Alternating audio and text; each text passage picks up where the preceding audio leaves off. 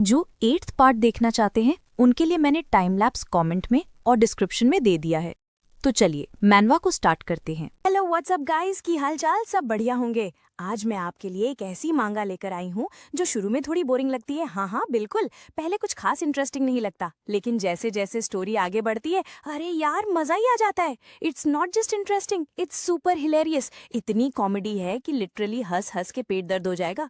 मैं गारंटी देती हूँ, इस मांगा को देखते देखते आप अपनी हंसी कंट्रोल नहीं कर पाओगे। तो रेडी हो जाओ, क्योंकि आज से फुल एंटरटेनमेंट, फुल कॉमेडी और फुल फन वाली मांगा। तो चलो शुरू करते हैं।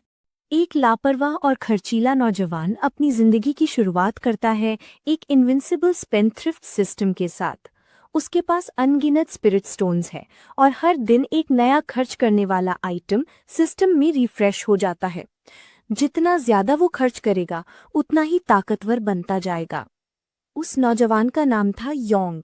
असल में वो अपनी पुरानी दुनिया में इंटरनेट का दीवाना एक ओटाकू था, लेकिन अचानक ही वो पहुंच गया शेनान कॉन्टिनेंट पर। उसके दिमाग में इस नई दुनिया की यादें भर गईं। पता चला कि ये जगह है जहां सबसे ज्यादा कद्र की जाती है मार्शल ताकत की। यहाँ हर कोई अलग अलग सेक्ट्स में शामिल होना चाहता है, यहाँ तक कि अगर कोई नया सेक्ट बन जाए तो भी हजारों लोग उसमें शामिल होने की कोशिश करते हैं। और उसके सामने था स्टार सोल सेक्ट, जो अभी आधा महीना पहले ही बना था। योंग का इरादा भीड़ में शामिल होकर परीक्षा देने का नहीं था, क्योंकि अभी तक उसे कोई चीट लाइक एबिलिटी नहीं मिली थी। उसने सोचा अभी बेहतर यही होगा कि चुपचाप कहीं छिपकर रहो। लेकिन जैसे ही वो जाने वाला था, दो लोग स्टार सोल सेक्ट के सामने उतरे। उनमें से आगे थी एक बेहद खूबसूरत औरत। सेक्ट लीडर लुओ चेन हुआ। वो जोर से बोली, आज डिसाइपल्स लेने के नियम ये हैं, ना उम्र देखी जाएगी, ना क्वालिफिकेशंस, ना कल्टीवेशन लेवल। ये सुनते ही पूरा माहौल गूंज उठा। सबको लगा अब तो हर किसी को मौका है। लेकिन योंग का ध्यान कहीं और अटक गया था, उस औरत की खूबसूरती पर, इतनी ज्यादा कि उसकी पिछली दुनिया की इन्फ्लुएंसर्स भी फीकी लग रही थी। फिर लुओ चेन हुआ ने कहा, बस एक शर्त है, 1 घंटे के अंदर जो भी शामिल होना चाहता है उसे देने होंगे 10,000 लो ग्रेड स्पिरिट स्टोन्स। ये सुनते ही सबके जोश पर पानी फिर गया। भीड़ पर मानो ठंडा पानी डाल दिया गया हो, क्योंकि ये दाम तो बहुत ज्यादा था। लोग एक एक करके मना करने लगे। स्टार सोल सेक्ट की इज्जत तुरंत गिर गई। योंग भी हैरान रह गया। उसने सोचा, दूसरी दुनिया में भी इतने लालची धंधे चलते हैं क्या? शायद कोई मूर्ख ही इसमें फंसेगा। और तभी उसके सामने पॉपअप हुआ एक सिस्टम विंडो। उसकी चीट एबिलिटी आखिरकार जाग गई। नाम था इनविंसिबल स्पेंडथ्रिफ्ट सिस्टम। योंग ने सोचा था कि सिस्टम शायद कई सालों बाद एक्टिवेट होगा, लेकिन ये तो अभी आ गया। हालांकि ये सिस्टम थोड़ा अजीब था। सिस्टम ने साफ कहा, पैसे खर्च करो और मजबूत बनो, बस उड़ाओ, बाकी सब मैं देख लूंगा। फिर योंग ने सिस्टम का इंफॉर्मेशन पैनल खोला। जैसा उम्मीद थी, उसकी कॉम्बैट लेवल बहुत कम थी, लेकिन जो आइटम स्पेंडथ्रिफ्ट कैटेगरी में लिखा था उसे देखकर वो दंग रह गया, क्योंकि वो था 10,000 टियर 9 हेवनली थंडर तलीसम। असल में सिस्टम सिर्फ अनगिनत स्पिरिट स्टोन्स ही नहीं देता, बल्कि हर दिन एक नया स्पेंडथ्रिफ्ट आइटम भी देता है। होस्ट यानी योंग को रोज के रोज ये सब खर्च करना ही होता है। ऐसा करने पर उसे मिलेंगे स्पेंडथ्रिफ्ट पॉइंट्स। अगर वो खर्च करने में नाकाम रहा तो पॉइंट्स कट जाएंगे, और ये स्पेंडथ्रिफ्ट पॉइंट्स ही उसकी असली ताकत बनने का जरिया थे। इन्हें वो बदल सकता था नई realms, martial skills, divine powers और दूसरी कीमती आइटम्स के साथ। ये नियम देखकर योंग थोड़ा दबाव में आ गया। इसी बीच सिस्टम ने अपना पहला टास्क दे दिया, स्टार सोल सेक्ट ज्वाइन करो। दूसरी तरफ लुओ चेन हुआ ने ये कठोर नियम यूं ही नहीं रखे थे।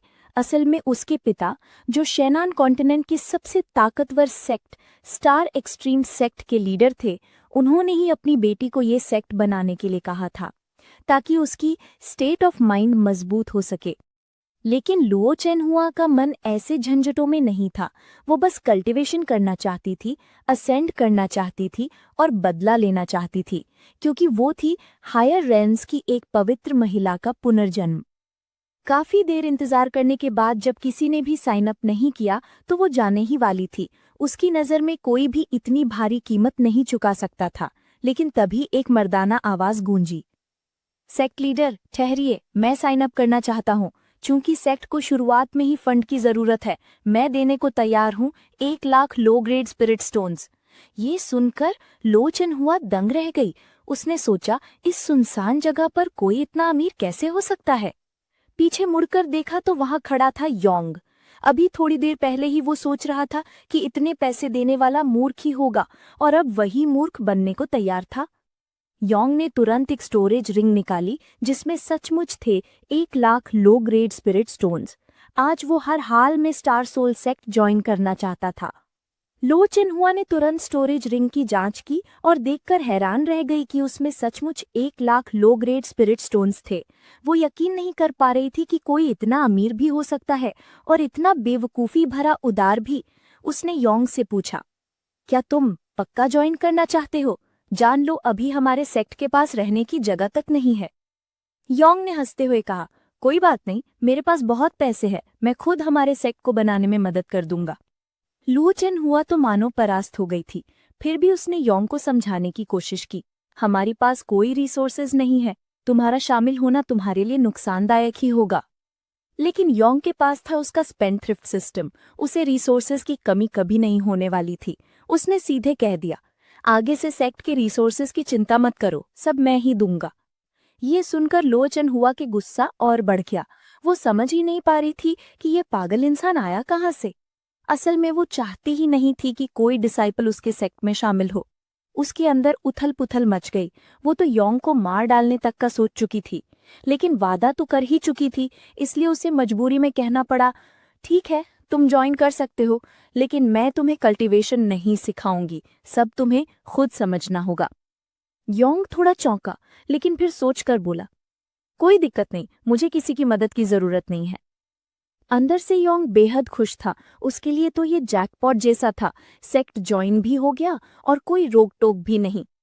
इस बार लो चिन्हुआ सचमुच हार मान गई थी, इतना कि उसे लगा वो खून थूक देगी। वो समझ ही नहीं पा रही थी कि वो क्यों 1 लाख स्पिरिट स्टोन्स यूं ही खर्च करके खुश है। क्या आसमान ने उसे तंग करने के लिए भेजा है? गुस्से में उसने अपना हथियार भी निकाल लिया था योंग को मारने के लिए, लेकिन तभी पास खड़े बुजुर्ग ओल्ड बाई ने उसे रोक लिया। मिस, ऐसा मत कीजिए, सेक्ट को कम से कम एक डिसाइपल तो चाहिए ही। योंग भी हैरान था, अरे मैंने इतने पैसे खर्च किए और फिर भी वो खुश नहीं है। आखिरकार लुओ चिन्हुआ को योंग को स्वीकार करना ही पड़ा, हालांकि उसके मन में बहुत गुस्सा और नफरत थी। वहीं योंग ने अपना पहला टास्क पूरा कर लिया और उसे मिले 200 स्पेंडथ्रिफ्ट पॉइंट्स। यही योंग ने सिस्टम से पूछा, अब कोई और टास्क है क्या? सिस्टम ने जवाब दिया, जब कोई खास टास्क ना हो तो तुम खुद भी खर्च करके स्पेंडथ्रिफ्ट पॉइंट्स कमा सकते हो। कितना मिलेगा ये सीधा खर्च की मात्रा पर नहीं, बल्कि खर्च करने की स्टाइल पर निर्भर करेगा। ये सुनकर योंग ने सोचा, अगर मैं सिर्फ एक डिसाइपल हूं तो क्या मैं सेक्ट लीडर का डायरेक्ट डिसाइपल बन सकता हूं? उसने जाकर लुओ चिन्हुआ से पूछा, लेकिन उसने तुरंत मना कर दिया, तुम्हें डायरेक्ट डिसाइपल बनाना तो और भी झंझट होगा। तभी योंग ने मुस्कुराते हुए कहा, तो ठीक है, मैं पैसे देकर वो पोजीशन खरीदना चाहता हूँ। लुओ चिन्हुआ और ओल्ड बाई दोनों हैरान रह गए, ऐसा भी हो सकता है? फिर लुओ चिन्हुआ ने हंसते हुए मजाक में कहा, अगर तुम 100,000 हाई क्वालिटी स्पिरिट स्टोन्स ला सकते हो तो मैं तुम्हें डायरेक्ट डिसाइपल बना लूंगी। उसने सोचा, इतना तो किसी तीसरे दर्जे के सेक्ट के पास भी नहीं होता, ये पक्का फंस जाएगा। लेकिन अगले ही पल योंग ने एक और रिंग निकाली जिसमें थे 500,000 high quality spirit stones. Yong अंदर से बेहद खुश था, सचमुच मैं पैदा ही फिजूल खर्ची के लिए हुआ हूँ। सिस्टम ने भी इस वेस्टफुल एक्शन को सही माना और योंग को दिए 200 स्पेंडथ्रिफ्ट पॉइंट्स और। अब लुओ चिन्हुआ पूरी तरह टूट चुकी थी। वो समझ ही नहीं पा रही थी कि ये पागल उसके सेक्ट में क्यों आया है, लेकिन नियम तो नियम थे। वो अब उसका डायरेक्ट डिसाइपल था, इसलिए उसने योंग को उपहार स्वरूप एक मिस्टिक अज्योर स्वॉर्ड भी दी। लेकिन योंग का सिस्टम फिर बोल उठा, एक सच्चा स्पेंडथ्रिफ्ट कभी गिफ्ट स्वीकार नहीं करता। अगर तुमने ये तलवार रखी तो 20 स्पेंडथ्रिफ्ट पॉइंट्स कट जाएंगे। योंग झटपट तलवार लौटाने पहुंच गया। लुओ चिन्हुआ गुस्से से बोली, तुम्हें लगता है कि पैसे से सब कुछ खरीदा जा सकता है? मेरे गिफ्ट की कद्र नहीं है तो रहने दो। और गुस्से में तलवार लेकर उड़ गई। योंग हैरान रह गया। उसने ओल्ड बी से पूछा, सेक्ट मास्टर इतनी तेज क्यों नहीं है? वो पैसे कमाने का मौका छोड़ रही है। ओल्ड बी ने उसे चुप रहने को कहा। अगर वो सुन लेगी तो हमें खत्म कर देगी। वो मन ही मन सोचने लगा, इस साधारण से इंसान के पास इतनी दौलत कहाँ से आई? लेकिन अच्छा है, यंग मिस की मेंटल स्टेट अब बदल रही है, वरना वो अपनी कल्टीवेशन में अटक जाती। शायद यही तरीका है उसकी ग्रोथ का। ओल्ड बी ने जल्दी से योंग को सेक्ट में ले जाने के लिए तलवार पर बैठा दिया। उबते हुए योंग उड़ने वाली तलवार पर बैठा पक्षियों को गिनने लगा। यहाँ तक कि उसने एक पक्षी को अपने सिर पर घोंसला बनाने भी दिया ताकि समय बिता सके। उसने सिस्टम से पूछा, स्पेंड थ्रिफ्ट पॉइंट्स का इस्तेमाल कैसे करूं? तभी उसकी पर्सनल इन्फॉर्मेशन पैनल खुल गई। उसमें दिखा कि उसके स्पेंड थ्रिफ्ट पॉइंट्स 400 हो चुके हैं, जबकि आज उसे अभी तक अपने पॉइंट्स इस्तेमाल करने का मौका नहीं मिला। वो सोच में पड़ गया, ये तो है ही चिट जैसा फायदा, बिना कुछ किए पॉइंट्स मिल रहे हैं। सिस्टम ने फिर समझाया, तुम्हें बता दूं, रियल्म्स ऐसे होते हैं। सबसे पहले स्पिरिट सी, फिर ची एक्टिवेशन, फिर merging, spirit foundation, divine repository, purple mansion, original spirit void, penetration, tribulation crossing और आगे भी। ये spend thrift points in realms को अपग्रेड करने में काम आते हैं। जैसे स्पिरिट सी के लिए हर लेवल अपग्रेड करने में 10 पॉइंट्स चाहिए, ची एक्टिवेशन के लिए 100 पॉइंट्स और आगे भी। ये सुनकर योंग एकदम हैरान रह गया। इतने ज्यादा पॉइंट्स चाहिए? क्या ये हर लेवल पर कई गुना बढ़ते जाएंगे? फिर उसने स्पेंड थ्रिफ्ट मॉल खोला। वहां कई तरह के कंटेनर थे, हर एक के लिए 100 पॉइंट्स चाहिए थे। उनमें से हाई टियर रिवॉर्ड पाने का चांस बहुत ही कम था। योंग ने सोचा, थोड़ा महंगा तो है, लेकिन अगर हाई टियर रिवॉर्ड मिल गया तो पूरी कीमत वसूल हो जाएगी। लेकिन फिर मन में सवाल आया, अगर मुझे हाई टियर रिवॉर्ड मिल भी गया तो क्या वो मेरे किसी काम आएगा? सिस्टम ने खुद उदाहरण दिया, अगर तुम किसी अल्केमिस्ट के सामने 9वें लेवल की एलिक्सर कुचल दो तो वो भी स्पेंड थ्रिफ्ट बिहेवियर माना जाएगा। योंग को सच में ऐसा करना अच्छा लगता, लेकिन वो अमर बन चुका था। ऐसे में कल्टिवेटर्स के सामने दौलत दिखाना खतरनाक होता, वे उसे कुचलकर मार सकते थे। फिर भी ताकत पाने की चाह में योंग ने 90 स्पेंड थ्रिफ्ट पॉइंट्स खर्च करके अपनी ताकत बढ़ाई और स्पिरिट सी रियल्म के 9वें लेवल तक पहुंच गया। इस अचानक हुए ब्रेक थ्रू ने ओल्ड बी का ध्यान खींच लिया। वो पलटकर देखता है तो हैरान रह जाता है, ये बच्चा सच में स्पिरिट सी बना रहा है। उसने उड़ना रोक दिया और योंग के आसपास की स्पिरिट एनर्जी को जांचा। देखकर फिर हैरान हो गया, सिर्फ स्पिरिट सी बनाने के लिए इतनी ज्यादा स्पिरिट एनर्जी, ये तो दर्जनों लोगों के लिए काफी है। उस समय योंग भी सोच में था, इतनी देर क्यों लग रही है? स्पिरिट सी तो फॉर्मेशन की पहली स्टेप होती है। जैसे ही उसने सोचा, और ज्यादा स्पिरिट एनर्जी उसके आसपास इकट्ठा हो गई। ओल्ड भी और भी दंग रह गया, क्या ये आगे और ब्रेक थ्रू करना चाहता है? आमतौर पर स्पिरिट सी फॉर्मेशन के लिए शांत जगह चाहिए होती है। एनिक्सर की मदद से इसे ज्यादा मजबूत बनाया जाता है। फॉर्मेशन बनने के बाद इसे स्थिर होने में समय लगता है। लेकिन योंग ने न तो कोई एलिक्सर लिया, न ही फॉर्मेशन बनाने का समय दिया। थोड़ी देर बाद ओल्ड भी फिर से हैरान रह गया। योंग का स्पिरिट सी लगातार ब्रेक थ्रू कर रहा था। कुछ ही मिनटों में वो स्पिरिट सी के पहले लेवल से सीधे 9वें लेवल के पीक तक पहुंच गया। ओल्ड भी पूरी तरह घबरा गया, ये किस तरह का जीनियस है? ब्रेक थ्रू पूरा होते ही योंग जाग गया, लेकिन फिर भी संतुष्ट नहीं था। उसे लगा कि पूरा ब्रेक थ्रू करने में पूरे 10 मिनट लग गए। उसके लिए ये बहुत लंबा समय था। उसके हिसाब से तो ये तुरंत हो जाना चाहिए था। उसने मासूमियत से ओल्ड बी से पूछा, मास्टर, मुझे 9 लेवल पार करने में 10 मिनट लग गए, क्या आपको लगेगा कि मैं फेल हूँ? ओल्ड बी समझ ही नहीं पाया कि क्या जवाब दे। उसे लगा शायद योंग डींग मार रहा है। अगर ये सच में फेल हुआ होता तो भी पिछले ब्रेक थ्रू के मुकाबले इसमें कुछ नहीं था। तब उसे 8 महीने लगे थे 9 लेवल पार करने में। उस पल ओल्ड बी समझ गया कि योंग को कल्टीवेशन टेक्निक या हथियारों की जरूरत ही नहीं है, उसके पास खुद की कोई पावरफुल टेक्निक है। लेकिन योंग खुद उलझन में था, कौन सी टेक्निक? मेरे पास तो कोई टेक्निक है ही नहीं। ओल्ड बी का चेहरा अविश्वास से भर गया। उसने खुद जाकर योंग की जांच की और फिर से हैरान रह गया। योंग के पास कोई स्पिरिट रूप नहीं था। उसकी स्पिरिट सी इतनी विशाल थी जैसे अनंत समुद्र। ओल्ड बी पूरी तरह दंग रह गया। उसने मन ही मन सोचा, ये तो कुछ अलग ही मामला है। उसने तय किया कि वापस सेक्ट पहुंचने के बाद यंग मिस से इसे चेक करवाएगा। जब योंग और ओल्ड बी सेक्ट में वापस पहुंचे तो लुआ चेनुआ उन्हें देखकर हैरान रह गई। ओल्ड बी ने तुरंत बता दिया कि योंग ने स्पिरिट सी में ब्रेक थ्रू कर लिया है और उसकी स्पिरिट सी उसकी तुलना में 20 गुना बड़ी हो गई है। लुआ चेनुआ तो पूरी तरह दंग रह गई। उसने खुद जाकर योंग की जांच की, देखकर उसकी आंखें फटी की फटी रह गई। सच में? ओल्ड बी जो कह रहा था वही सही है। वो यकीन ही नहीं कर पा रही थी। उसने हैरानी से योंग से पूछा, तुम्हारे पास तो कोई स्पिरिट रूट नहीं है, फिर तुमने ब्रेक थ्रू कैसे कर लिया? उसी समय बाहर से एक ठहाका गूंजा। फुल मून सेक्ट के लोग देखने आए थे। उनका एक बूढ़ा लीडर बोला, स्टार सोल सेक्ट इतना सीक्रेटिव क्यों है? कहीं ऐसा तो नहीं कि इनके पास कोई डिसाइपल ही नहीं है? लो चेनुआ सच में परेशान हो गई। अभी अभी तो उसने एक अजीब सा डिसाइपल लिया था और अब ये लोग उसका मजाक उड़ा रहे थे। लेकिन उसने सोचा, अगर मैं इन लोगों को सबक सिखा दूं तो शायद योंग खुद ही सेक्ट छोड़ देगा। इसलिए वो बाहर जाकर उनका सामना करने लगी। बूढ़े आदमी ने कहा, हमने सुना है कि स्टार सोल सेक्ट में शामिल होने के लिए 10,000 लो ग्रेड स्पिरिट स्टोन्स देने होते हैं। ये सुनकर हम खुद देखने आए हैं। उसने अपने डिसाइपल्स को भी चुनौती दी कि वो मुकाबला करें। लुओ चेनुआ का गुस्सा और बढ़ गया। उसके पास कोई डिसाइपल नहीं था, वरना वो इनको मना कर देती। लेकिन अब उसने सोचा, अगर योंग को सबक सिखा दूं तो शायद वो खुद ही सेक्ट छोड़ देगा। इसलिए उसने योंग को चुनौती स्वीकार करने दिया। योंग को कोई दिक्कत नहीं थी, लेकिन उसने साफ कर दिया, क्या मैं अपने टैलिस्मैन्स यूज कर सकता हूँ? आखिर मेरे पास 10,000 टैलिस्मैन्स हैं खर्च करने के लिए। जब ये सुनकर उन्हें इजाजत मिल गई तो योंग बिना डर के आगे बढ़ा। उसने अपने हेवनली थंडर टैलिस्मैन्स बुलाकर उन्हें एक छोटे पहाड़ की तरह जमा कर दिया। फुल मून सेक्ट के डिसाइपल्स दंग रह गए।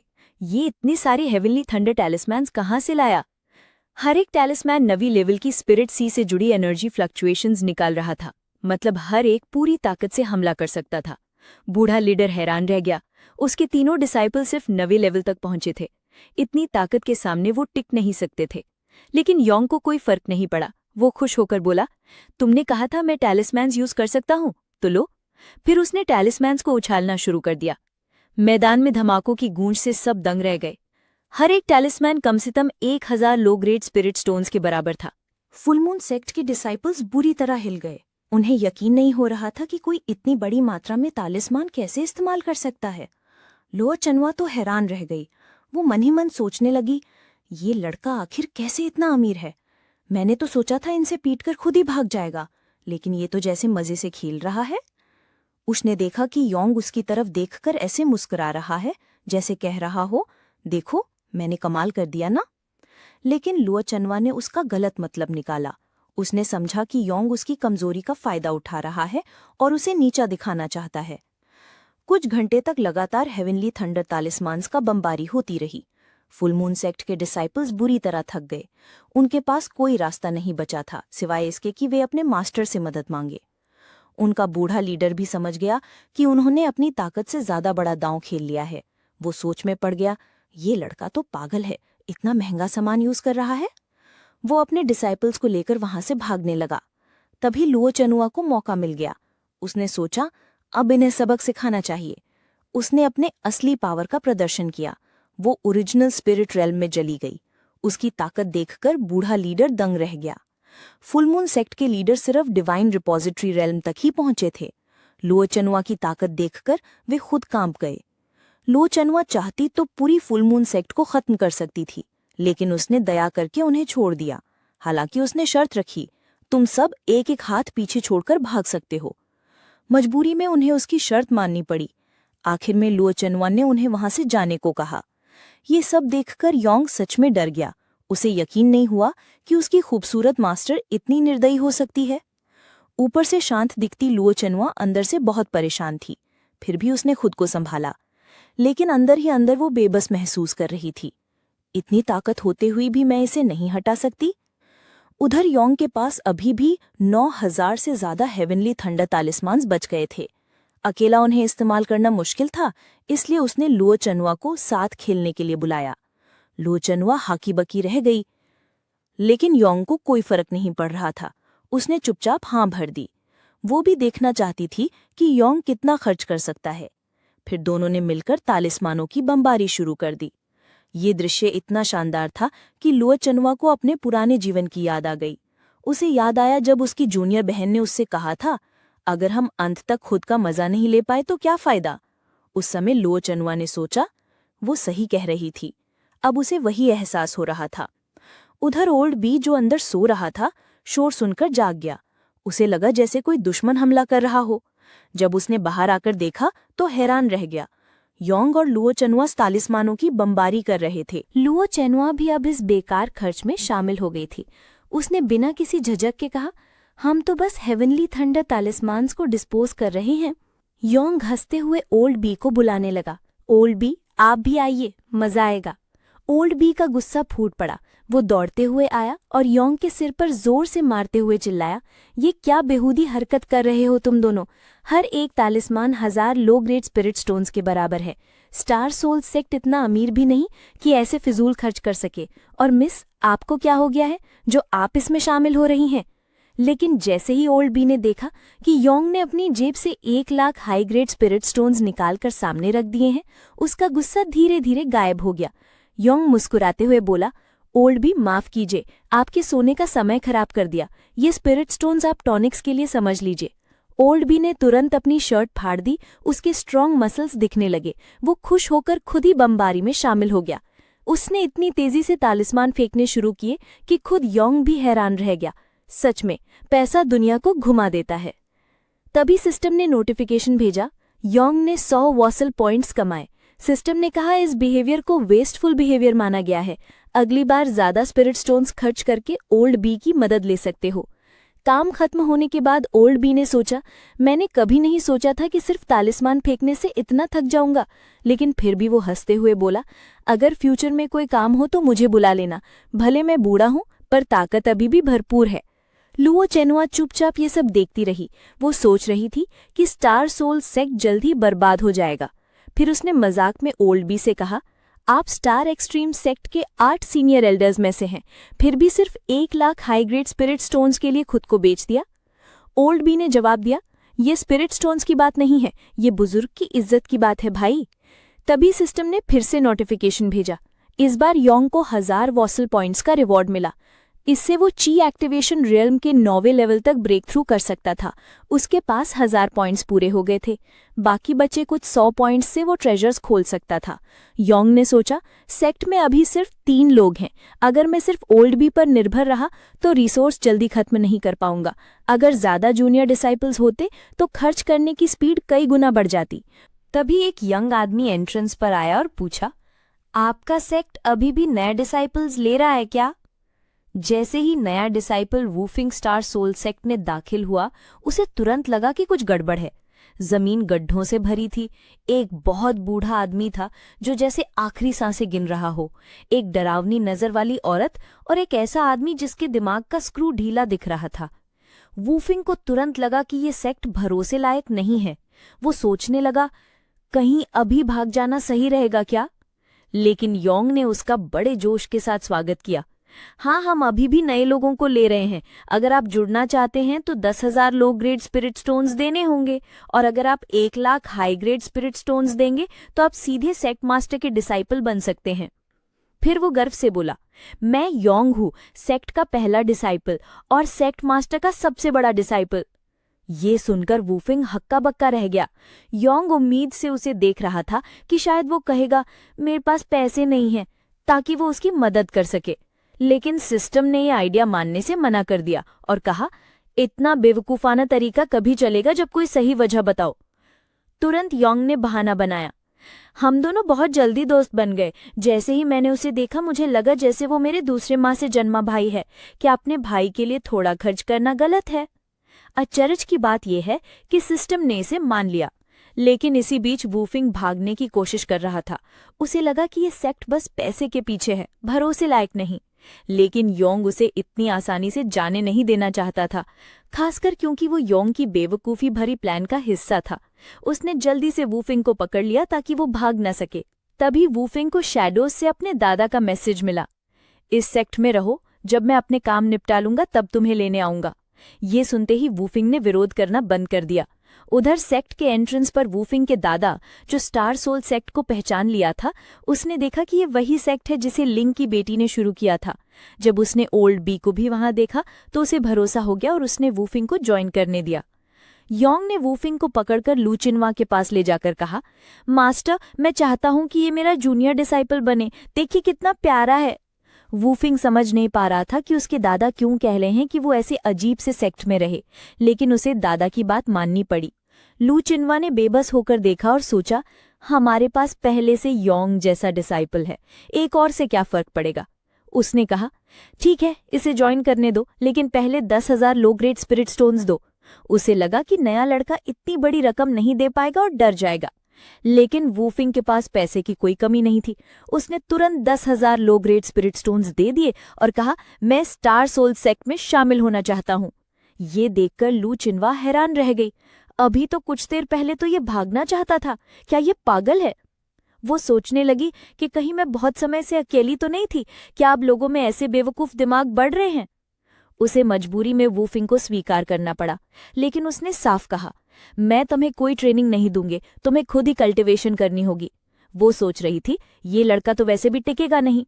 लेकिन योंग जैसा पर योंग से भी ज्यादा अजीब वूफिंग ने कहा, मुझे किसी मदद की जरूरत नहीं है, मेरे दादा ने मुझे सब कुछ दे दिया है। ये सुनकर लू चिनवा इतनी चौंक गए कि खून थूक दिया। उसे समझ नहीं आ रहा था कि आजकल लोगों को बेवकूफ बनने में क्यों मजा आता है। ओल्ड बी को इस सिचुएशन में मजा आ रहा था और उसने कहा, बधाई हो लू चिनवा, तुम्हें एक और डिसाइपल मिल गया। हार मान चुकी लू चिनवा ने कहा, ठीक है, मैं कल तुम्हें कल्टिवेट का तरीका बताऊंगी, अभी अपने रहने की जगह खुद ढूंढ लेना। वो दुखी होकर चली गई। योंग ने इसे देखकर थोड़ी चिंता जताई, हमारी प्यारी मास्टर इतनी परेशान हो गई है, कहीं पागल ना हो जाएं। इधर वूफिंग की अमीरी देखकर योंग, जो पहले उसकी मदद करना चाहता था, अब उसे सीधे डिसाइपल बनने में मदद नहीं करना चाहता। लू चिनवा का एक डायरेक्ट डिसाइपल काफी है। लू चिनवा भी गुस्से में पागल हो गई। इसके बाद योंग ने अपने नए जूनियर से बातें करने लगा। उसे उसका नाम पता चला लॉन्ग वूफिंग। अपने सीनियर डिसाइपल होने का फायदा उठाते हुए योंग ने तुरंत वूफिंग को इनर सेक्ट का डिसाइपल बना दिया। वूफिंग चुप रह गया। उसका सीनियर सबसे अजीब और समझ में न आने वाला लग रहा था। सेटल हो जाने के बाद योंग ने सोचा कि अब वूफिंग से थोड़ा पैसे उड़वाना चाहिए। जैसे ही अंदर गया, उसकी नज़र एक शानदार एल्केमी फर्नेस पर पड़ी। योंग ने पूछा, वूफिंग, क्या तुम एल्केमिस्ट हो? गर्व से वूफिंग ने 3 उंगलियां दिखाई और कहा, हाँ, मैं 3rd ग्रेड एल्केमिस्ट हूँ। उसका गर्व समझ में आने वाला था। इस दुनिया में alchemist, artifact refiner, talisman master, formation master जैसे रोल्स को बहुत इज्जत मिलती है। सिर्फ इतना टाइटल मिलने से ही लोग बहुत रिस्पेक्ट करने लगते हैं। यहाँ तक कि एक छोटी सी पिल, तालिस्मान या डिवाइन आर्टिफैक्ट भी किसी की कल्टिवेशन और सर्वाइवल तय कर सकती है। मनी मन वूफिंग सोच रहा था कि अगर योंग उससे पिल्स रिफाइन करने की रिक्वेस्ट करेगा तो वो भले मना कर दे, लेकिन फिर भी मदद कर देगा। इसके अलावा वो मर्जिंग स्पिरिट रेल्म के 9th लेवल पर था। अगर उसने ये बात योंग को बता दी तो उसका सीनियर चौंक जाएगा, लेकिन ये सब बस उसकी कल्पना थी। असल में योंग का रिएक्शन देखकर वो हैरान रह गया। योंग ने ऐसे कैजुअली कहा, ओह, 3rd ग्रेड एल्केमिस्ट हो, बस इतना ही? वूफिंग ने कहा, तुम्हें तो चौंक जाना चाहिए था और फिर मेरी तारीफ करनी चाहिए थी। उसी समय योंग ने अचानक पूछा, 3rd ग्रेड स्पिरिचुअल हर्ब्स में कौन कौन सी खास और रेयर होती हैं? वूफिंग ने एक पल सोचा और कहा, bamboo demon grass, white spirit flower, purple thunder fruit, और भी है, लेकिन 90 लेवल का एल्केमिस्ट भी इन्हें शायद ही कभी देखे। योंग ने उसकी बात मान ली। फिर उसने सिस्टम खोला और उन हर्ब्स की जानकारी देखी जो वूफिंग ने बताई थी। उसने 4 जार खोल दिए। थोड़ी देर बाद 1200 स्पेंड थ्रिफ्ट पॉइंट्स खर्च करके उसे 2 bamboo demon grass, 1 white spirit flower और 3 पर्पल थंडर फ्रूट मिल गए। योंग को देखकर वूफिंग सोचने लगा कि शायद मेरे सीनियर को ये हर्ब्स पहचान में नहीं आए, इसलिए वो कुछ नहीं बोल रहा। उसने खुद को समझाया, एल्केमी में ट्रेंड ना होने वाले लोगों को ऐसे हर्ब्स पहचानना मुश्किल होता है। लेकिन उसके हैरान होने की बारी तब आई जब योंग अचानक बाहर भागा और कहने लगा, मैं पानी लेने जा रहा हूँ। वूफिंग मन ही मन हंस पड़ा। ये अनप्रिडिक्टेबल सीनियर कितना कंसिडरेट है। वो सोचने लगा कि बाद में इसे और पिल्स बनाकर दूंगा। लेकिन कुछ ही मिनट बाद योंग लौट आया और उसके हाथ में सूप का बर्तन था। सूप में वही रेयर हर्ब्स तैर रही थी जिन्हें अभी थोड़ी देर पहले उसने बताया था। जल्दी से वूफिंग ने वो हर्ब्स सूप से निकाल ली। उन्हें देखकर उसके होश उड़ गए। उसने कहा, भाई, तुमने बिना बताए ट्रेजर्स बर्बाद कर दिए।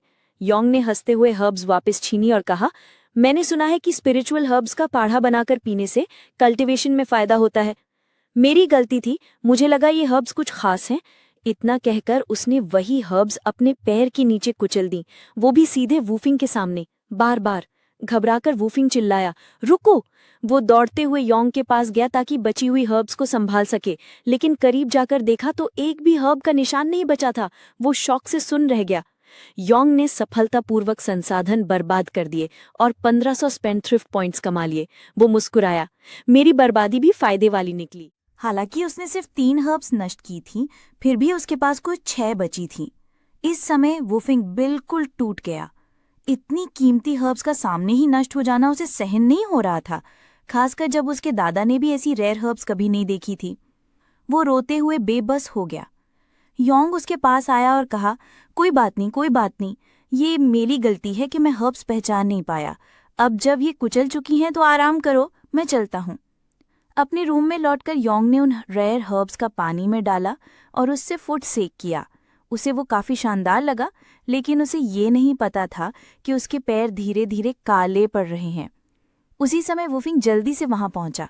भले ही उसे नहीं पता था कि उसके सीनियर ने ये रेयर हर्ब्स कहाँ से लाई हैं, वो उन्हें सही तरीके से इस्तेमाल करने की चेतावनी देना चाहता था, ये नहीं कि वो उन्हें खुद इस्तेमाल करना चाहता था। असल में ये हर्ब्स अलग अलग या साथ मिलाकर इस्तेमाल की जा सकती थीं, लेकिन बैम्बू डेमन ग्रास और पर्पल थंडरफ्रूट जब साथ मिलते हैं तो एक खतरनाक टॉक्सिन बनता है। ये जानलेवा नहीं है, लेकिन इसका इलाज करना मुश्किल होता है। तभी योंग की चीख सुनाई दी। उसने देखा कि उसके पैर काले हो चुके हैं। ये सुनकर वुफिंग समझ गया कि कुछ गड़बड़ है। उसे समझ में आया कि उसका सीनियर फिर से बेवकूफ़ी कर बैठा है। उसने जोर से दरवाजे को लात पारकर खोल दिया, लेकिन जैसे ही उसने फुट से एक टब देखा, वो बोल ही नहीं पाया। घबराकर योंग ने पूछा, क्या हो रहा है? लेकिन वुफिंग ध्यान ही नहीं दे रहा था। उसका चेहरा डर से काला पड़ चुका था। फिर भी ये एक्ट भी एक बेवकूफ़ी वाली अचीवमेंट बन गई। योंग को फिर से 1500 स्पेंडथ्रिफ्ट पॉइंट्स मिल गए। साथ ही 1000 पॉइंट्स खर्च करके वो टॉक्सिन से छुटकारा पा सकता था। सिस्टम की मदद से उसकी चिंता थोड़ी कम हो गई। असल में योंग ने कभी सोचा नहीं था कि हर्ब्स को ऐसे भी वेस्ट कर सकते हैं, इसलिए उसने अपने कमरे में जाकर फुट सेक करने का फैसला किया था। लेकिन उसने नहीं सोचा था कि उसका जूनियर यहाँ आ जाएगा। गुस्से में डांटा, मैं तुम्हें चेतावनी देने आया था। तुम बैम्बू डेमन ग्रास और पर्पल थंडरफ्रूट साथ नहीं मिला सकते, ये खतरनाक टॉक्सिन बनाते हैं। योंग ने अजीब तरीके से हंसते हुए चुपके से स्पेंडथ्रिफ्ट पॉइंट्स खर्च करके खुद को डिटॉक्सिफाई कर लिया। कुछ ही पल में उसके पैर फिर से पहले जैसे हो गए। वुफिंग हैरान रह गया। ये टॉक्सिन के लिए कुख्यात था, फिर भी योंग ने बिना परवाह किए फिर से फुट सेक करना शुरू कर दिया। इस बार वो सिस्टम की डिटॉक्स तरीके से कर रहा था। उसे कोई चिंता नहीं थी। वो इस मेडिसिनल बात का पूरा मजा लेना चाहता था। जरूरत पड़ने पर सिस्टम खुद डिटॉक्सिफाई कर देगा, और सिस्टम सिर्फ खुद को नहीं बल्कि दूसरों को भी डिटॉक्सिफाई कर सकता था। योंग ने हंसते हुए कहा, जूनियर वुफिंग, आओ मेरे साथ, मेरा फुट टब बड़ा है, ये बात जबरदस्त लगेगा। टॉक्सिन की चिंता मत करो, मैं देख लूंगा। वुफिंग हैरान रह गया। वो टॉक्सिक पानी देख ही नहीं पा रहा था। उसने तय कर लिया कि अब वो योंग से दूरी बनाएगा। उसने सोचा कि क्या वो सेक्ट लीडर को बता दे कि ये हर्ब सेक्ट की हैं, लेकिन सोचने के बाद उसने तय किया कि वो चुगली नहीं करेगा। वो चुपचाप चला गया, खुद को बेबस महसूस करते हुए। योंग ने अपना सेक खत्म किया और सिस्टम से फिर डिटॉक्सिफाई कर लिया। फिर 900 स्पेंडथ्रिफ्ट पॉइंट्स खर्च करके उसने अपनी कल्टीवेशन को 9वें लेवल तक बढ़ा लिया। उधर सेक्ट की मेन हॉल में लीडर लू चिनवा ओल्ड बी के साथ वुफिंग के बैकग्राउंड पर बात कर रही थी। ओल्ड बी ने कहा कि समय आने पर सब साफ हो जाएगा। लेकिन ओल्ड बी की असली चिंता ये थी कि ये नया लड़का मिस लू की फीलिंग्स को डिस्टर्ब कर सकता है। जब भी वो योंग के बारे में सोचती, वो गुस्से में दांत पीसने लगती। उसे लगता जैसे ये लड़का उसके लिए किसी श्राप की तरह है, और वुफिंग भी अलग नहीं था, वो भी वैसा ही था। तभी दोनों ने महसूस किया कि एक बहुत बड़ी स्पिरिचुअल पावर डिसाइपल्स के क्वार्टर से उठ रही है। ओल्ड बी को ये फिनोमिनन बहुत जाना पहचाना लगा, लेकिन उसे यकीन नहीं हो रहा था। आखिर योंग अभी स्पिरिट सी रियल्म के 9वें लेयर के पीक तक ही पहुंचा था, फिर ये कैसे दोबारा ब्रेक थ्रू कर सकता है? फिर भी ओल्ड बी को पिछले अनुभव की साफ याद थी। यकीन तो नहीं था, लेकिन उसे शक था कि ये योंग ही है, योंग जो नियमों को तोड़ता है। दोनों ने तय किया कि अनोमली खत्म होने तक इंतजार करेंगे, तभी पता चलेगा कि ये सच में योंग है या नहीं। लेकिन जैसे ही उन्होंने ची एक्टिवेशन रियल्म का ओरा महसूस किया, उन्हें यकीन हो गया कि ये वही है। फिर भी फिनोमिनन नहीं रुका। पल भर में योंग 3रे लेयर तक पहुंच गया और फिर कुछ ही मिनट में 9वें लेयर के पीक तक। ओल्ड बी खुश हो गया। वो चुपचाप योंग के लिए दुआ कर रहा था कि वो स्पिरिट रियर में आगे बढ़े। लेकिन कुछ ही देर में अनोमली खत्म हो गई। पूरी प्रक्रिया करीब 5 मिनट चली। ओल्ड बी फिर से हैरान रह गया। उसकी नज़र में ये कल्टीवेशन स्पीड श्रीनान कॉन्टिनेंट की सबसे बेहतरीन थी। लू चिन्हुआ का मन बिल्कुल टूट गया। कोई आश्चर्य नहीं कि ये लड़का इतना कॉन्फिडेंट है। इसे सच में मेरी मदद की जरूरत ही नहीं है। लेकिन ये सोचकर उसे डर भी लगने लगा। ओल्ड बी, क्या तुम्हें लगता है कि ये कुछ दिनों में मुझसे भी आगे निकल जाएगा? ओल्ड बी ये सुनकर शॉक हो गया। उसे लगा कि वो योंग की तारीफ बहुत कर चुका है, जिससे मिस लू की कॉन्फिडेंस गिर रही है। वो जल्दी से उसे समझाने लगा, ऐसा नहीं होगा। ऊपर के लेयर में जाना इतना आसान नहीं है। सिर्फ मौका ही नहीं, संसाधन और एलिक्सर भी चाहिए। फाउंडेशन रियल्म तक पहुंचते पहुंचते मांग और भी बढ़ जाती है। तुम अभी बहुत दूर हो। हालांकि ओल्ड बी ने शब्दों से उसे दिलासा दिया, लेकिन अंदर ही अंदर वो परेशान था। उसे डर था कि योंग सच में आगे निकल जाएगा। इधर वूफिंग भी हैरान रह गया। क्या सच में ये मेरा अनरिलायबल सीनियर है? ये कितनी बड़ी अचीवमेंट है। एक बार में 9 रियल्म को पार कर गया। अब समझ में आया कि दादा मुझे यहाँ रोक कर क्यों रखना चाहते हैं। लगता है मुझे भी और मेहनत करनी होगी। अगले दिन योंग गहरी नींद से उठा। आज उसे 10,000 tier 39 pattern clear mysterious pills एक स्पेंडिंग प्रोडक्ट के तौर पर मिली, लेकिन उसके पास सिर्फ 310 स्पेंडथ्रिफ्ट पॉइंट्स बचे थे। ये देखकर योंग को पछतावा हुआ। मुझे कल इतना स्पेंडथ्रिफ्ट पॉइंट्स उड़ाने की जरूरत नहीं थी। सिर्फ फुट सोक के लिए 2000 पॉइंट्स बर्बाद कर दिए। लेकिन आज का स्पेंडिंग प्रोडक्ट उसके लिए एकदम परफेक्ट था। उसने सोचा, अगर ये जूनियर जान गया कि ये पिल्स कितनी असरदार हैं, तो उसकी रिएक्शन देखकर बहुत मजा आएगा। उधर वूफिंग अचानक चीखने लगा। उसे अजीब सा बुरा महसूस हो रहा था। इसी समय योंग अपने जूनियर के कमरे पर पहुंचा तो पाया कि वो वहां नहीं है। उसे लगा कि कल की हरकत से परेशान होकर वो भाग गया होगा। तभी ओल्ड भी आ गया। उसने बताया कि वूफिंग और लू चिन्हुआ पास के शहर गए हैं स्पिरिचुअल हर्ब्स खरीदने। उसने योंग से कहा कि वो भी चल सकता है।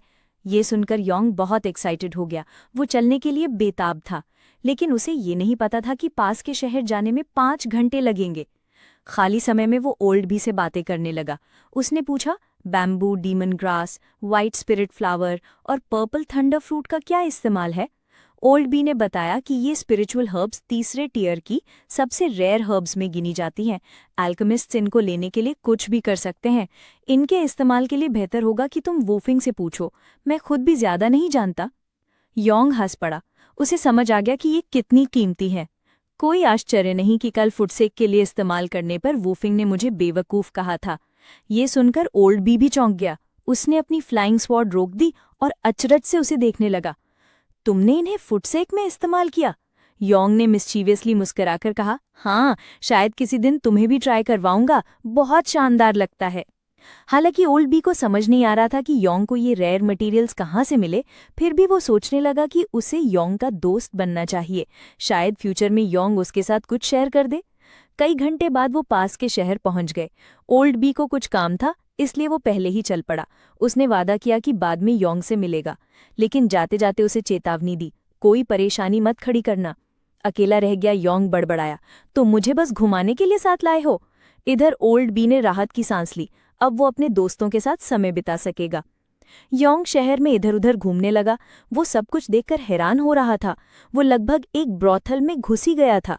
आखिर में वो शहर के ऑक्शन हाउस पहुंच गया। वहां खर्च करने के लिए तैयार था, लेकिन वो चाहता था कि उसकी अमीरी छुपी रहे और कोई ट्रबल न हो। लेकिन सिस्टम ने उसकी चिंता का भी हल कर दिया। उसने उसे डिवाइन टाइकून्स गार्ड दे दिया। अगर उसकी जान खतरे में हुई तो ये गार्ड आकर बचा लेगा, लेकिन ये सिर्फ सीधे खतरे को ही खत्म करेगा। ये देखकर योंग खुद हंस पड़ा। सच में अनबीटेबल स्पेंडथ्रिफ्ट सिस्टम है। अब मैं बिना चिंता के पैसे उड़ाऊंगा।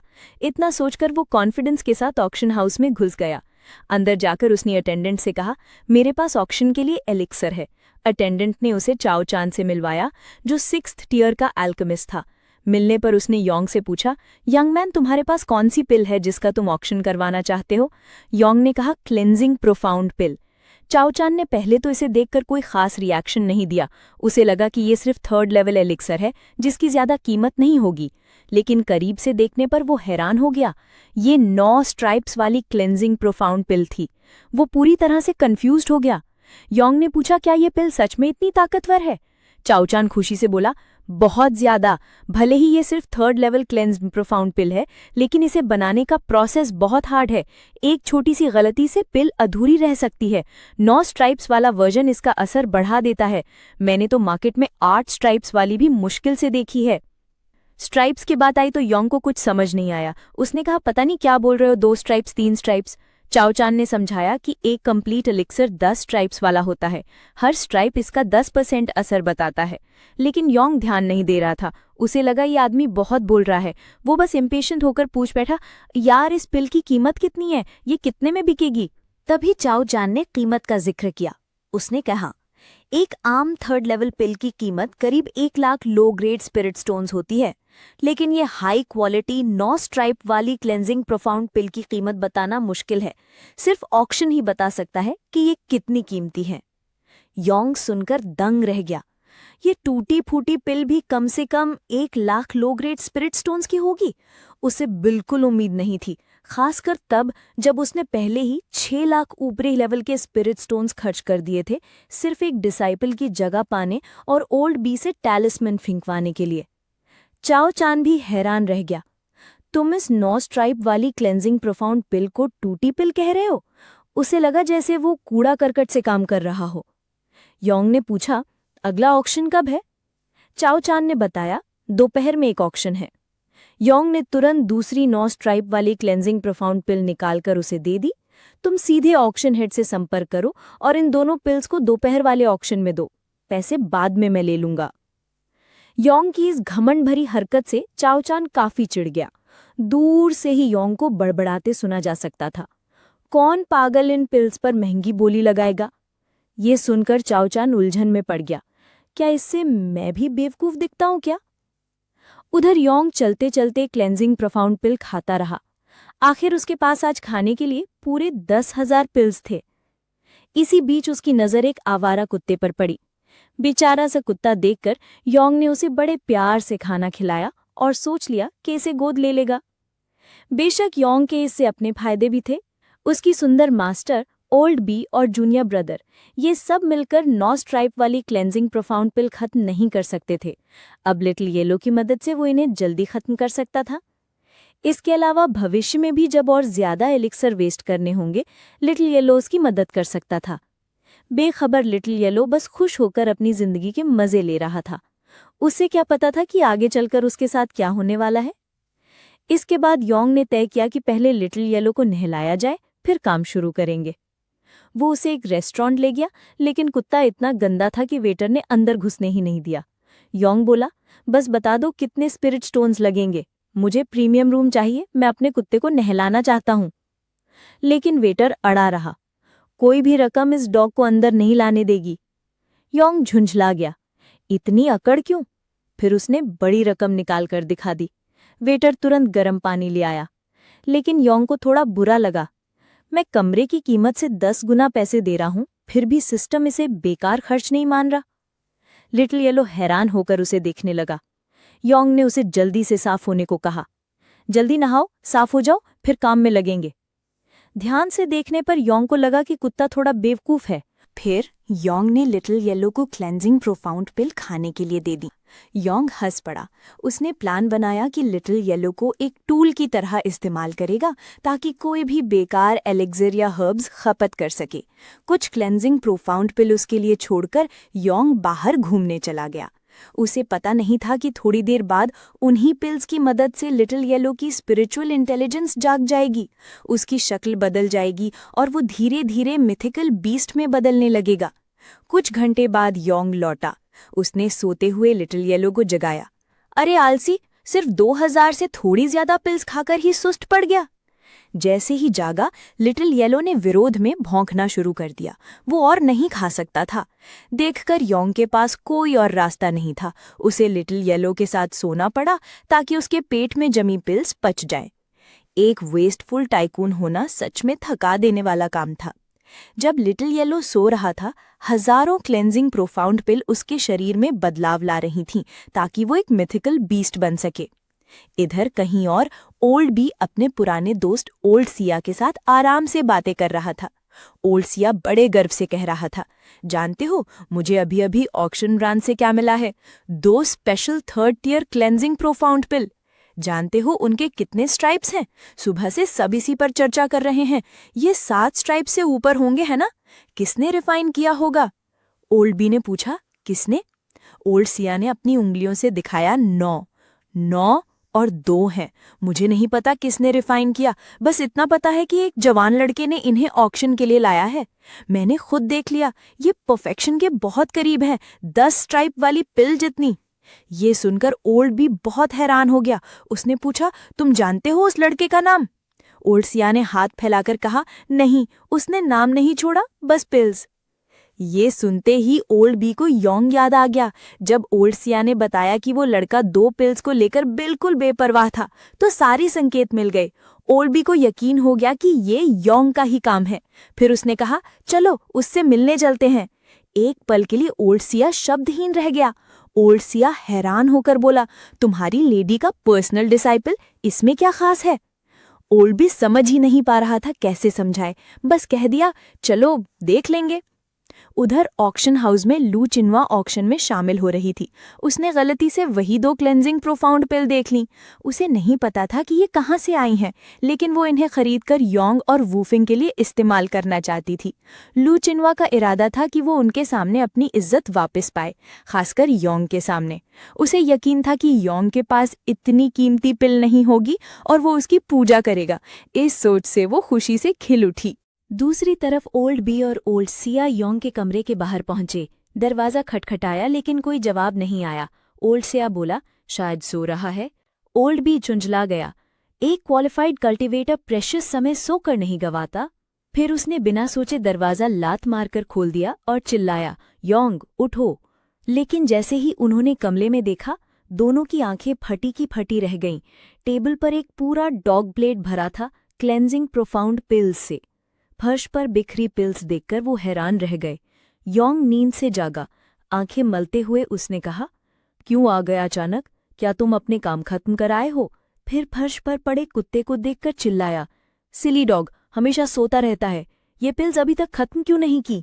इस पर लिटिल येलो ने इंसानों जैसे गुस्से से पिल्स को लात मार दी।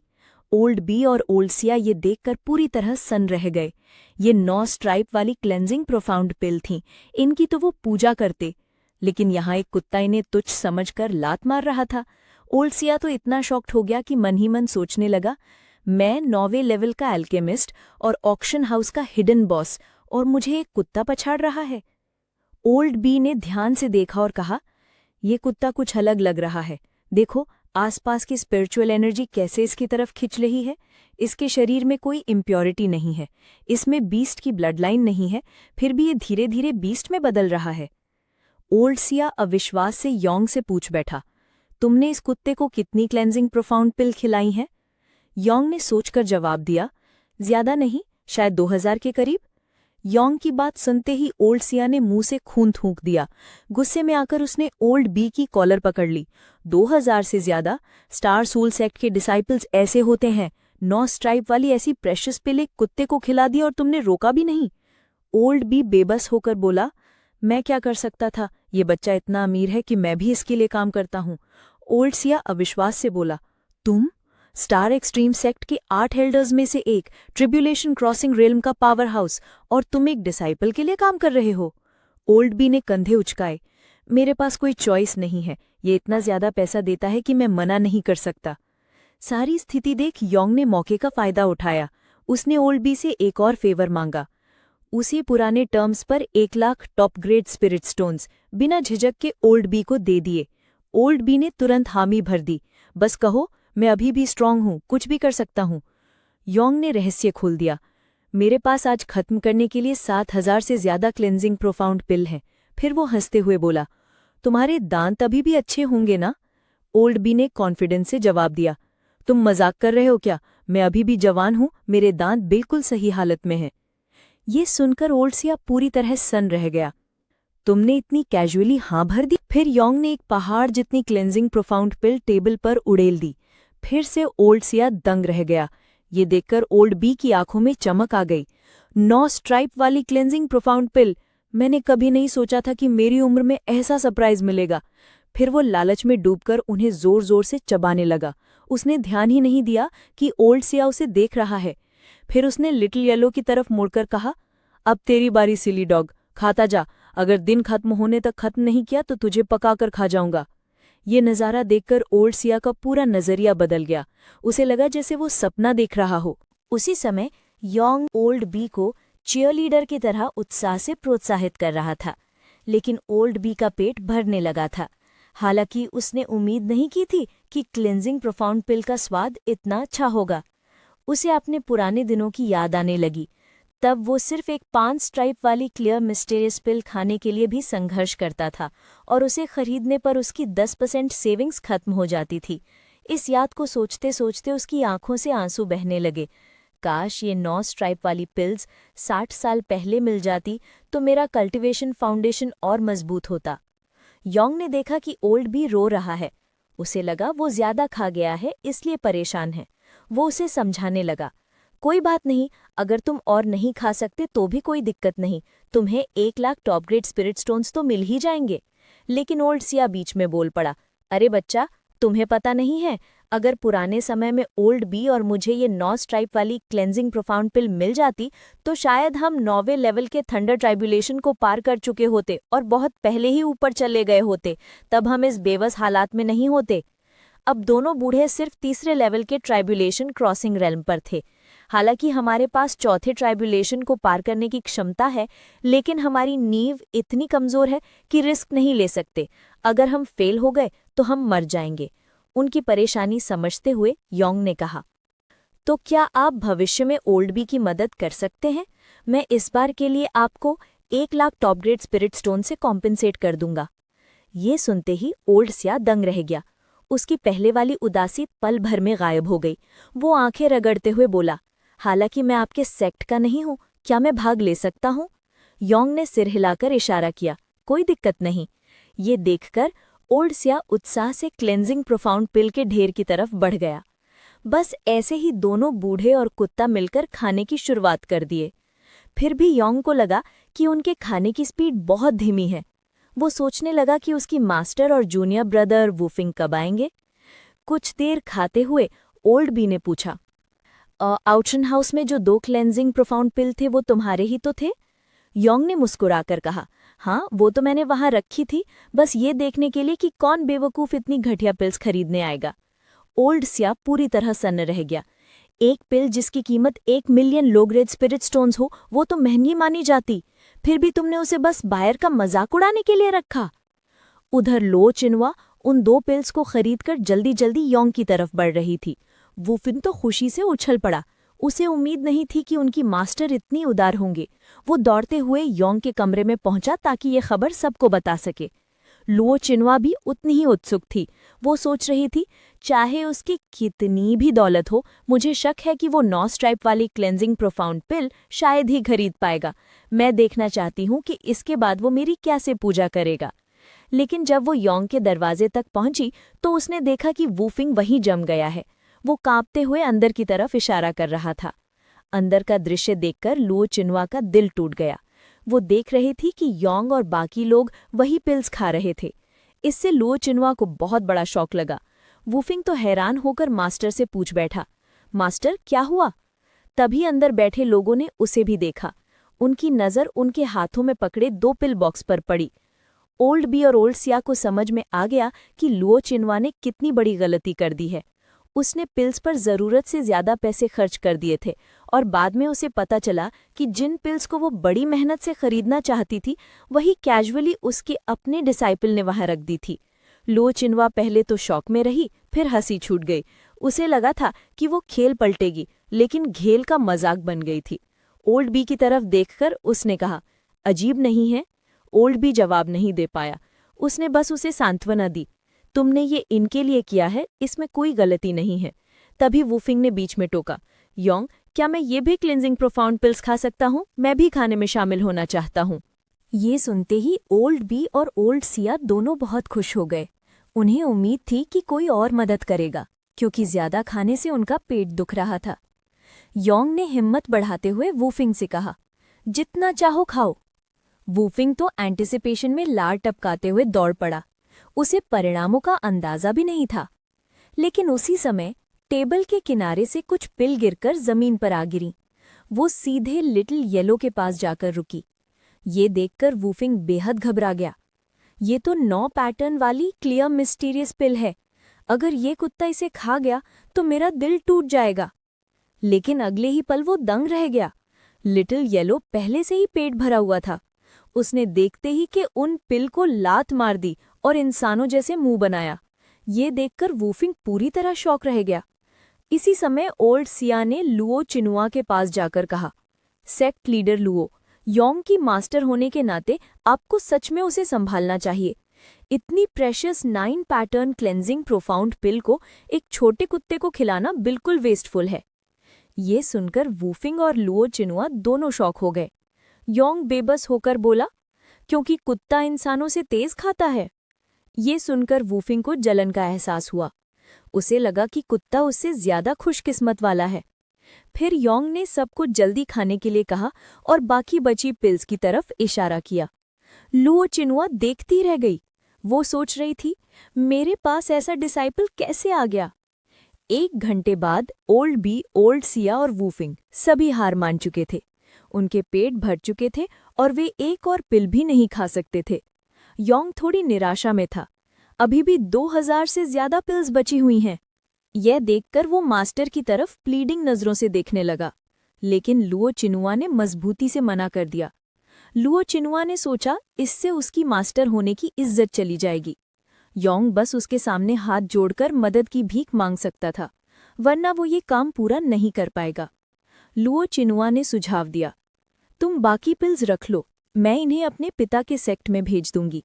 वहां ये जरूर कई टैलेंटेड कल्टीवेटर्स को आगे बढ़ाने में काम आएंगी। योंग मान जाता, लेकिन समस्या ये थी कि ये उसे सिस्टम से स्पेंड करने के लिए मिली थी। योंग इन्हें बेच नहीं सकता था।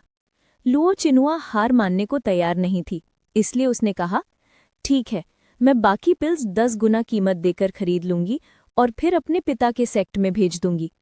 लेकिन जैसे ही उसने ये बात कही, ओल्ड बी और बाकी सब की शक की नजरें उस पर टिक गईं। तुम पक्का हो कि योंग से पैसे की बात करना चाहती हो? लुओ चिनुआ बेहद शर्मिंदा हो गई। वो लगभग भूल ही गई थी कि ये आदमी अमीरों में से एक है। आखिरकार उसे मना लेने के लिए योंग ने एक प्लान बनाया। उसने कुछ पिल्स को प्लेट में दिल के आकार में सजाया और उसके चारों ओर गुलाब रख दिए। कमरा फूलों की महक से भर गया। शर्माते हुए लुओ चिनुआ ने एक क्लियर मिस्टीरियस पिल उठाई। स्थिति ऐसी थी कि उसे लगा अब उसके पास कोई और रास्ता नहीं बचा। उस वक्त आखिरकार सारे क्लियर मिस्टीरियस पिल्स सबने खा लिए। हर एक ने लगभग 2000 से ज्यादा गोलियां खाईं और योंग को उसका रिवॉर्ड मिल गया। उसने 2 बूढ़ों को हायर करके और सारी बनी हुई गोलियां खत्म करवाकर 300 वेस्टफुल पॉइंट्स कमाए।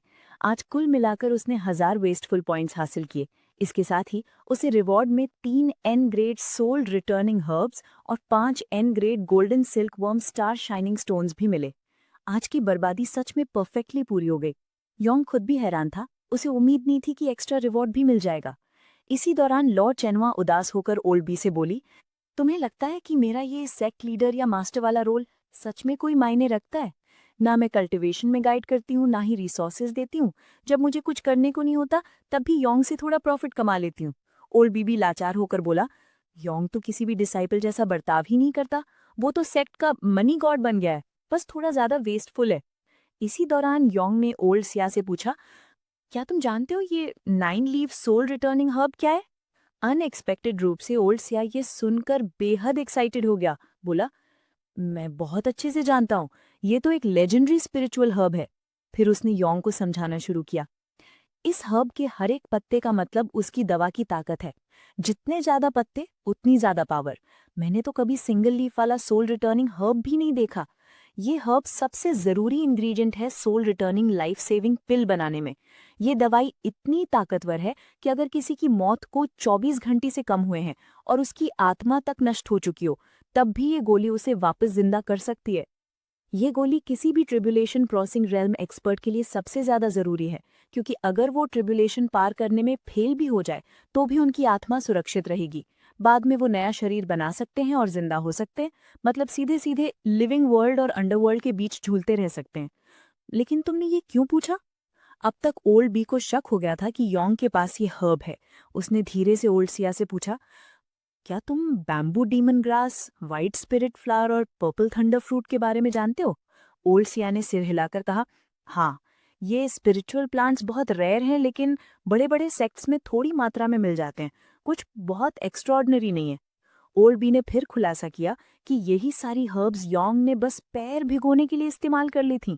ये सुनकर ओल्ड सिया का दिमाग उड़ गया और वो गुस्से में बोला, ये तो बहुत बड़ी बर्बादी है। ओल्ड बी ने अपने दोस्त को संभालते हुए योंग से धीरे से कहा, तुम्हारे पास 9 लीफ सोल रिटर्निंग हब है ना? प्लीज इस बार पैर भिगोने के लिए इस्तेमाल मत करना, ये तो लेजेंडरी हब है। योंग ने बुदबुदाते हुए कहा, लेकिन मेरे पास तो 3 है, एक पैर भिगोने में इस्तेमाल कर लूं तो क्या फर्क पड़ता है? ये सुनकर ओल्ड सिया बहुत बेचैन हो गए। बोले, बिल्कुल नहीं, अगर सच में तुम्हारे पास 3 सोल रिटर्निंग हर्ब्स हैं तो मुझे बेच दो, मैं अपनी सारी दौलत लगा दूंगा। ये तो लाइफ सेविंग हर्ब है, अगर तुमने इसे पैर भिगोने के लिए यूज किया तो ये पागलपन होगा। इस माहौल को देखकर योंग लो चेनुआ के पास गया और एक सोल रिटर्निंग हर्ब निकालकर उसके हाथ में रख दिया। ये आपके शिष्य की तरफ से आपको रिस्पेक्ट का तोहफा है। इस वक्त लो चेनुआ समझ नहीं पा रही थी कि कहे तो क्या कहे। योंग पहले ही उसके डायरेक्ट डिसाइपल बनने के लिए 1 lakh top grade spirit stones खर्च कर चुका था, फिर उसे 4 लाख का रिस्पेक्ट गिफ्ट दे चुका था, और अब ये लेजेंडरी स्पिरिचुअल हर्ब भी गिफ्ट कर रहा था। उसे लग रहा था जैसे वो तो बस अपने शिष्य पर ही जी रही है। अनएक्सपेक्टेडली लो चेनुआ के दिमाग में अजीब सा ख्याल आया, क्या भविष्य में मुझे इसका बदला चुकाने के लिए अपना शरीर ही उसे सौंपना पड़ेगा? उसे लग रहा था जैसे उसका शिष्य ही उसे पाल रहा है। फिर उसने सोचा, नहीं, मैं सोल रिटर्निंग हर्ब एक्सेप्ट नहीं कर सकती। लेकिन अगले ही पल उसे एहसास हुआ कि जब वो खुद ट्रिब्यूलेशन क्रॉस करने जाएगी तब उसे भी इस लाइफ सेविंग गोली की जरूरत होगी। फिर योंग ने तय किया कि बाकी 2 हर्ब्स में से एक वो पैर भिगोने के लिए रखेगा और दूसरा ओल्ड बी को देगा, बदले में उससे थोड़ा काम करवाएगा। ओल्ड बी ये सुनकर बेहद खुश हो गया, लेकिन ओल्ड शिया तुरंत बीच में कूद पड़ा। क्या तुम सच में सिर्फ काम के बदले में ये हर्ब दे रहे हो? मुझे देखो, मैं भी बहुत ताकतवर हूँ, मेरी शक्ल से धोखा मत खाना। ये कहते ही ओल्ड सिया ने अपना ट्रांसफॉर्म्ड मस्कुलर बॉडी दिखाया। योंग भी देखकर चौंक गया। ओल्ड भी घबरा गया और चिल्लाया, क्या करने की कोशिश कर रहे हो? ये हर्ब मेरा है, इसे पाने का सपना मत देखो। दोनों बूढ़े भिड़ गए। दोनों को हर्ब चाहिए था। उधर वुफिंग, जिसने बहुत ज्यादा गोलियां खा ली थी, चुपचाप सोच रहा था, क्या मुझे भी शर्म छोड़कर अपने सीनियर ब्रदर योंग से पूछना चाहिए कि क्या मैं भी उसके साथ पैर भिगो सकता हूँ? तभी ओल्ड सिया लो चेनुआ के पास गया और बोला, सेक्ट लीडर लुओ, जैसे पुराने समय में लूफंग ने अपने गोद लिए पिता को सम्मान दिया था, वैसे ही अब ओल्ड सिया भी आपकी सेक्ट में शामिल होना चाहता है। मैं आधी जिंदगी भटक चुका हूँ और सेक्ट में शामिल ना होने का अफसोस है। अगर आप बुरा न माने तो क्या मैं आपकी सेक्ट में ऑनरेरी एल्डर बन सकता हूँ? ये सुनकर लो चेनुआ दंग रह गई। बोली, ओल्ड सिया, आप 9th ग्रेड एल्केमिस्ट हो और शक्तिशाली ट्रिब्यूलेशन क्रॉसिंग रियल्म एक्सपर्ट भी। ऊपर से आपका ऑक्शन हाउस पूरे सैन्नान कॉन्टिनेंट में फैला हुआ है। क्या आप सच में हमारे छोटे से स्टार सोल सेक्ट में शामिल होना चाहते हो? ओल्ड सिया ने सिर हिलाकर हाँ भरी और अपनी एंट्री पक्की करने के लिए कहा, छोटी लड़की, मैंने तो तुम्हें बचपन में गोद में भी खिलाया है। अगर तुमने मना किया तो मैं सीधे तुम्हारे पिता के पास जाऊंगा। लो चेनुआ चुप रह गई। ओल्ड सिया के अपने कारण थे। उसने देखा कि योंग इतनी आसानी से लेजेंडरी हर्ब्स गिफ्ट और इस्तेमाल कर रहा है, मतलब उसके पास बहुत खजाना है। अगर अभी रिश्ता नहीं बनाया तो बाद में मौका निकल जाएगा। लो चेनुआ ने पूछा, लेकिन आपका ऑक्शन हाउस का बिजनेस?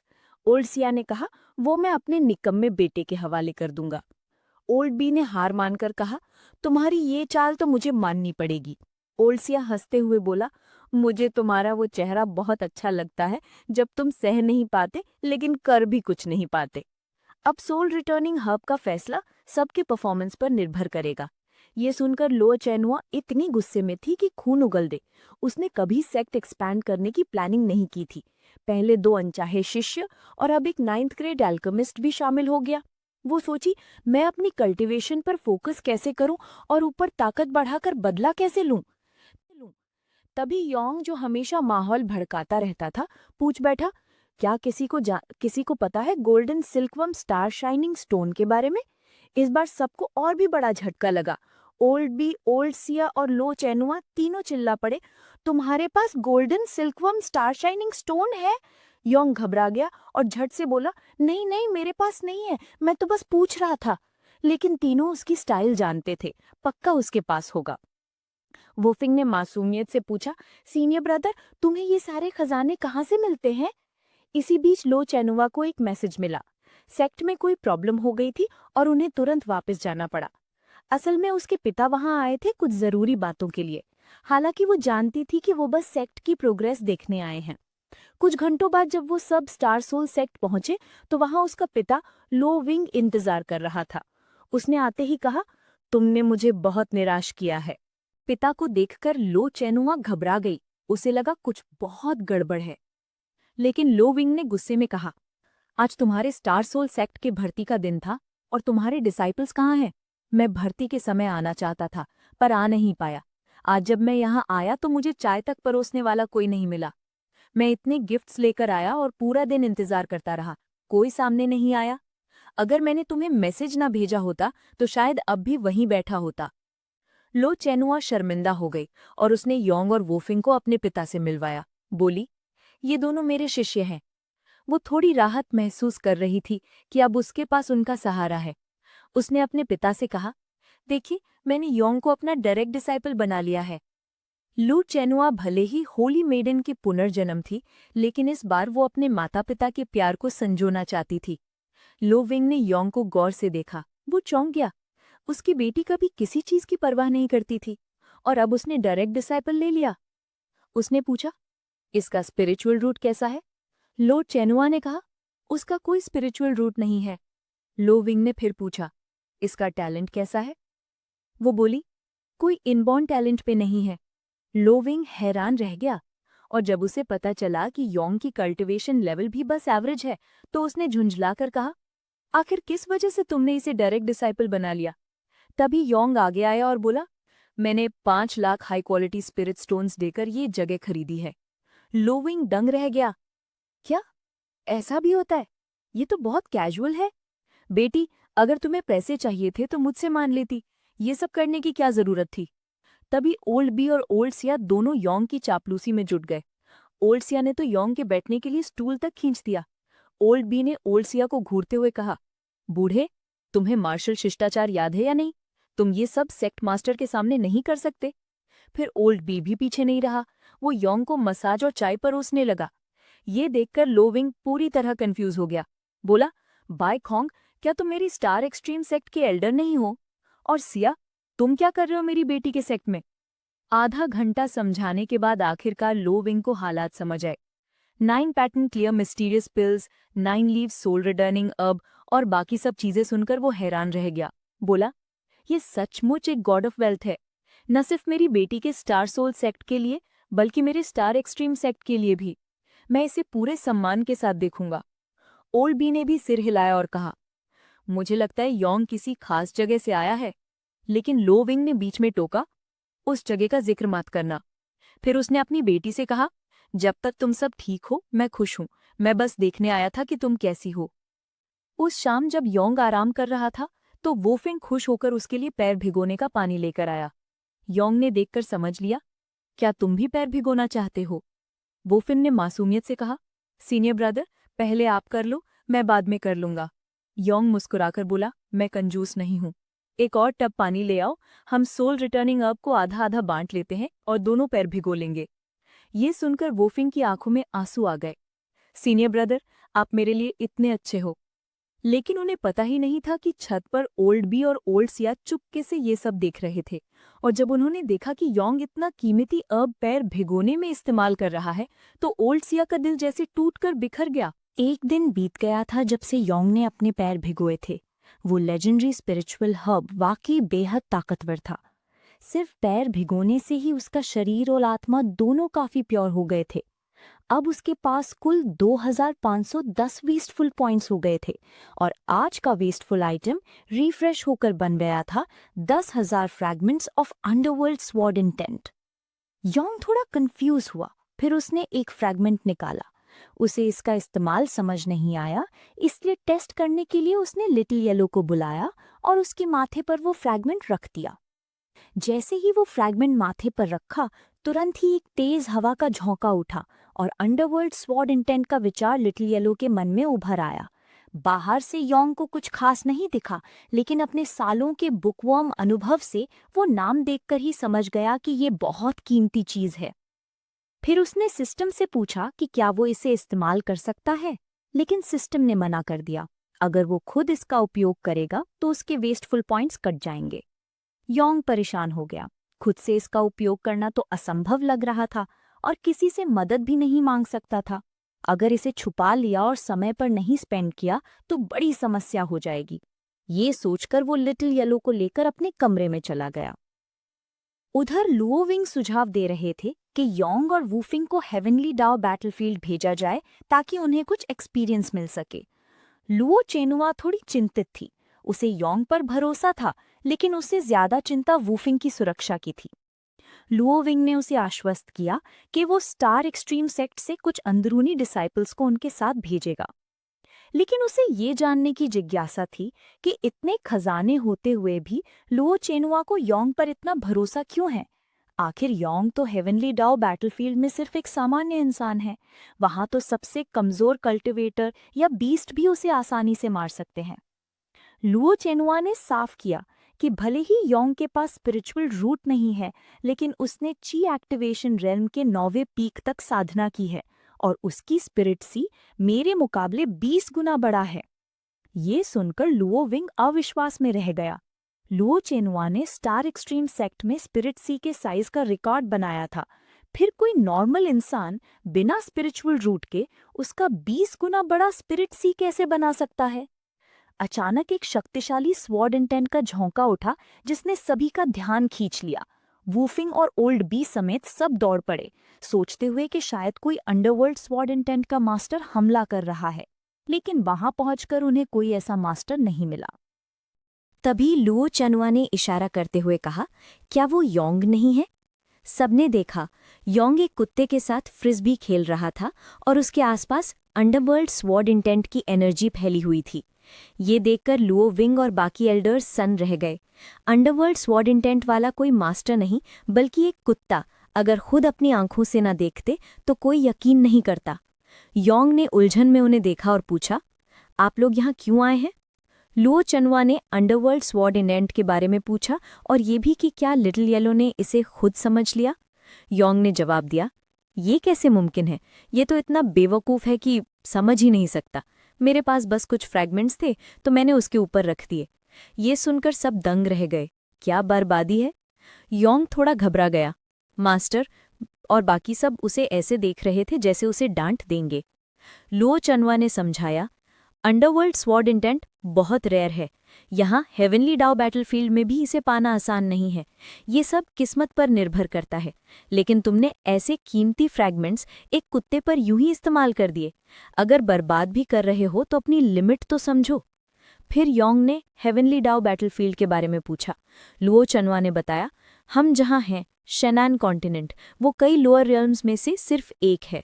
हर lower realm heavenly Dao battlefield तक पहुंच सकता है और उनकी ताकत के हिसाब से उन्हें अलग अलग जगह भेजा जाता है। कोई नहीं जानता ये बैटलफील्ड कैसे बना, लेकिन ये ज़रूर जाना जाता है कि यहाँ कल्टिवेट के संसाधन, लेगेसीज, ट्रेजर्स वगैरह बहुत है। लेकिन दूसरी डायमेंशन के जीवों से खतरे भी हैं और वहाँ के नेटिव बीस्ट भी बहुत ताकतवर होते हैं। वो आसानी से किसी को मार सकते हैं। ये सुनकर योंग के सिस्टम ने उसे एक नया मिशन दिया। हेवनली डाओ बैटलफील्ड के सेकेंड लेयर में जाकर 100 बीस्ट्स को मारना और रिवॉर्ड के रूप में बड़े अमाउंट में बिग स्पेंडिंग पॉइंट मिलेंगे। इतना बड़ा इनाम देखकर योंग तो बहुत एक्साइटेड हो गया। उसके पास भरपूर स्पिरिचुअल एनर्जी थी, पर मार्शल स्किल और कॉम्बैट एक्सपीरियंस की कमी थी। वो सोचने लगा कि क्या करे। तभी लुओ विंग ने उससे पूछा, तुमने कुत्ते पर अंडरवर्ल्ड स्वॉर्ड इंटेंट के कितने फ्रैगमेंट्स यूज किए?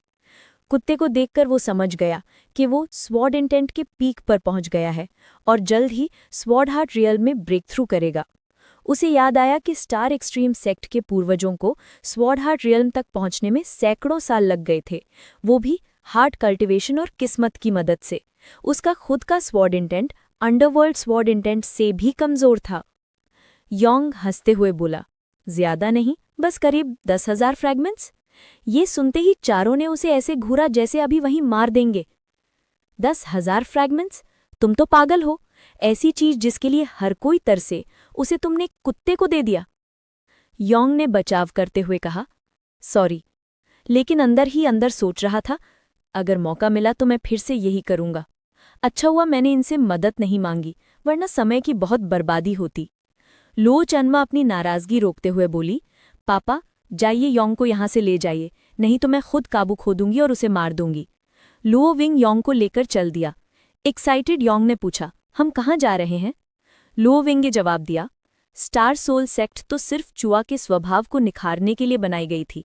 असली सेक्ट तो स्टार एक्सट्रीम सेक्ट है।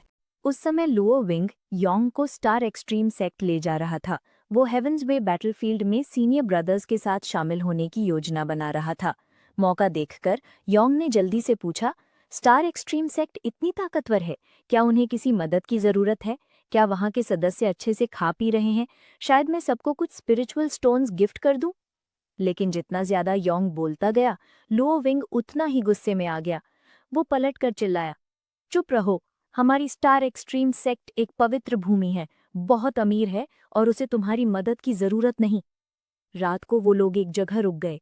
योंग ये सोचते हुए सोया कि वो अगले दिन किस शानदार चीज पर अपना पैसा खर्च करेगा। सुबह उठते ही उसने सिस्टम खोला। वहां दिख रहा था कि आज का वेस्टफुल आइटम है 1 lakh high grade spiritual stones. Yong ने राहत की सांस ली। उसे लगा इतना खर्च करना मुश्किल नहीं होगा। फिर उसने एक मार्शल स्किल ड्रॉ करनी चाहिए। उसने ऊपर के लेवल का ह्यूमन लेवल मार्शल स्किल चुना और 100 पॉइंट्स खर्च कर दिए। उसे फायर ड्रैगन फिस्ट टेक्निक मिल गई। वो खुद को बहुत लकी समझने लगा। उसे लगा आमतौर पर ऐसी चीज पाने में कई बार कोशिश करनी पड़ती है, लेकिन अगले ही पल वो दंग रह गया। सिस्टम ने बताया कि फायर ड्रैगन फिस्ट को इस्तेमाल करने के लिए फायर एलिमेंटल स्पिरिचुअल एनर्जी चाहिए। घबराकर योंग सोचने लगा कि फायर एलिमेंटल स्पिरिचुअल एनर्जी कहाँ मिलेगी, क्योंकि उसके पास तो स्पिरिचुअल रूट ही नहीं था। सिस्टम ने सुझाव दिया कि वो अपनी एनर्जी टाइप बदलकर देखे। उसकी हैरानी की कोई सीमा नहीं रही जब उसने पाया कि वो अपनी स्पिरिचुअल एनर्जी को किसी भी एलिमेंट में बदल सकता है। जैसे ही वो फायर ड्रैगन फिस्ट की ताकत टेस्ट करने ही वाला था, मास्टर लुओ विंग ने आवाज लगाई। ये संकेत था कि आगे बढ़ने का समय हो गया है। रास्ते में चलते हुए योंग ने स्पिरिचुअल स्टोन्स हवा में उछालने शुरू कर दिए। उड़ते हुए लुओ विंग ने अपने फ्लाइंग स्वॉर्ड से पलटकर हैरानी से देखा, योंग, तुम ये क्या कर रहे हो? योंग ने जवाब दिया, मैं आसमान से तोहफे बांट रहा हूँ, किस्मत वालों के लिए विंडफॉल्स बना रहा हूँ। लुओ विंग साफ तौर पर नाराज था। भले ही तुम्हारे पास बहुत कुछ हो, इतनी बर्बादी ठीक नहीं। एक दिन जब तुम्हारे पास कुछ नहीं बचेगा, तब तुम्हें पछताना पड़ेगा। अचानक गंभीर होकर योंग ने मास्टर से पूछा, आप जानते हैं जिंदगी में सबसे दर्दनाक चीज क्या है? किसी समर्पित तलवारबाज के लिए बिना तलवार की असली आत्मा जाने मर जाना। किसी रसायन शास्त्री के लिए बिना लेजेंडरी एलिक्सिर बनाए मर जाना। किसी फॉर्मेशन मास्टर के लिए सबसे ताकतवर फॉर्मेशन बनाए बिना मर जाना। तो मास्टर, मेरे लिए सबसे दर्दनाक चीज होगी बिना खर्च किए पैसे के साथ मर जाना। और इतना कहकर योंग सफर के दौरान स्पिरिचुअल स्टोन्स फेंकता रहा। ज्यादा देर नहीं हुई थी कि वो स्टार एक्सट्रीम सेक्ट पहुंच गए। जहां स्टार सोल सेक्ट सुनसान और गरीब लग रही थी, वहीं स्टार एक्सट्रीम सेक्ट लग्जरी और ऐशो आराम का प्रतीक थी।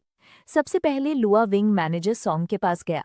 उसने योंग को उसकी देखभाल के लिए सौंपा और बताया कि कुछ दिनों में योंग बाकी डिसाइपल्स के साथ हेवंस वे बैटलफील्ड जाने वाला है। इतना कहकर वो वहां से जल्दी निकल गया। योंग ने मैनेजर सॉन्ग से मिलकर उससे कहा कि वो उसकी देखभाल और मार्गदर्शन करे। चलते हुए योंग को शोर सुनाई दिया। तब उसने मैनेजर सॉन्ग से पूछा, वहाँ क्या हो रहा है? मैनेजर सॉन्ग ने बताया कि आज आउटर सेक्ट और इनर सेक्ट के डिसाइपल्स के बीच कंपटीशन है। अगर वो चाहे तो मैच देख सकता है। इसी दौरान उसके सिस्टम ने एक नया मिशन दिया। एक प्लेटफॉर्म पर कब्जा करो और उसी रियल्म के 100 ओपोनेंट्स को हराओ। सफलता पर उसे 500 बिग स्पेंडर पॉइंट्स मिलते और असफलता पर उतने ही पॉइंट्स कटते। योंग ये सुनकर बहुत एक्साइटेड हो गया और चुनौती स्वीकार कर ली। जब वो बैटल प्लेटफॉर्म पहुंचा तो उसने खाली प्लेटफॉर्म पर अपना दावा कर लिया। ये देखकर स्टार एक्सट्रीम सेक्ट के डिसाइपल्स हैरान रह गए। उन्हें समझ आ गया कि योंग उनका हिस्सा नहीं है। कुछ ने ये भी सोचा कि शायद वो किसी और सेक्ट से चुनौती देने आया है। प्लेटफॉर्म पर चढ़ते ही योंग ने अपना परिचय दिया। मैं ची एक्टिवेशन रियल्म के नवे लेवल के पीक पर हूँ। मैं लुआ चिनुआ का डायरेक्ट डिसाइपल हूँ। आज मैं इस कंपटीशन में भाग लूंगा और उम्मीद करता हूँ कि मेरे फेलो डिसाइपल्स मुझे सपोर्ट करेंगे। ये सुनते ही भीड़ दंग रह गई। ये तो सेक्रेड लेडी का डायरेक्ट डिसाइपल है। कुछ देर बाद उसी रेलम का डिसाइपल मंगांग आगे आया। भीड़ के रिएक्शन से साफ था कि मंगांग की भी रेप्यूटेशन थी। बिना झिझक मंगांग ने गर्व से पूछा, मैं तो सिर्फ 3 साल में ची एक्टिवेशन रियल्म के नवे लेवल के टॉप पर पहुंचा। तुम्हें कितना समय लगा भाई? यॉन ने आराम से जवाब दिया, ज्यादा नहीं, मेरे स्पिरिट सी के खुलने से लेकर टॉप तक पहुंचने में लगभग 10 मिनट लगे और वहां से ची एक्टिवेशन रियल्म के नवे लेवल के टॉप तक पहुंचने में शायद 20 मिनट से थोड़ा ज्यादा। ये सुनते ही मंगांग पूरी तरह हैरान रह गया। ये क्या बकवास कर रहे हो? क्या मेरा मजाक उड़ा रहे हो? योंग की इस बात पर कोई विश्वास नहीं कर रहा था। सबको लगा कि योंग सपना देख रहा है।